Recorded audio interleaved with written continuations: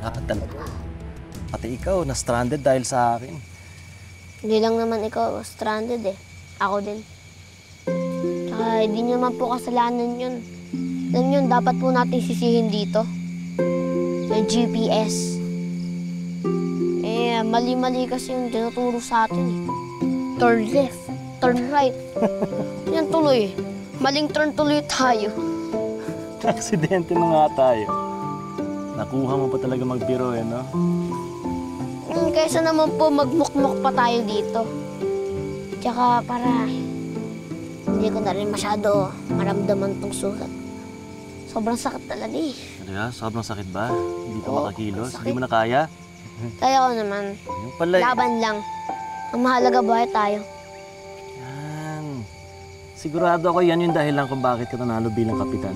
Nakita kasi ng mga tao na kaya mo maging positibo sa mahirap na sitwasyon. No? May swerte din.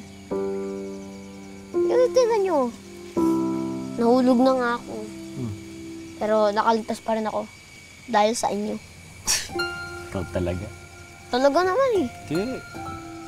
Swerte nga po si Jorel na may tatay po siyang katulad niyo. Ay, dyan ako hindi sigurado. Hindi kasi ganyan tingin ni Jorel sa akin eh.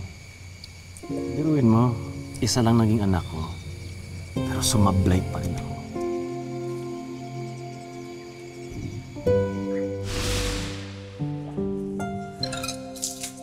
Bakit po kinuha ni tatay yung basong ginamit ni Oliver? Malakas kasi ang kutob ko na anak ko si Oliver. Sir Albert, dewa po, pinag-i-innate test niyo po yung baso ni Oliver. Ano pong result? Anak niyo po ba siya? Hindi eh. Hindi match yung DNA namin. Pero totoo pong naging girlfriend niyo po si Ma'am Marian. Oo. Talaga? Hindi lang basta-basta girlfriend. Kung masasabi ko na may greatest love ako. Talaga ba? Siya yun, oo. Para kasi kaming sila Romeo and Juliet. Yung nagmamahalan, pero bawal magkatuluyan. Kasi magkaaway ang mga magulang namin sa politika eh. Alam mo na yun, di ba?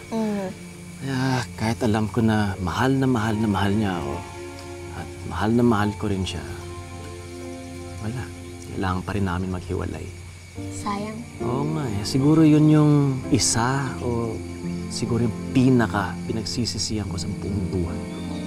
Siguro po kung nagkatuluyan kayo, sigurado masaya ang pamilya niyo. Masaya din siguro maging anak ninyo. Sana. Hindi, paminsan-minsan, naalala niyo pa rin siya. Madalas. Tumadalaw nga ako sa puntod niya eh.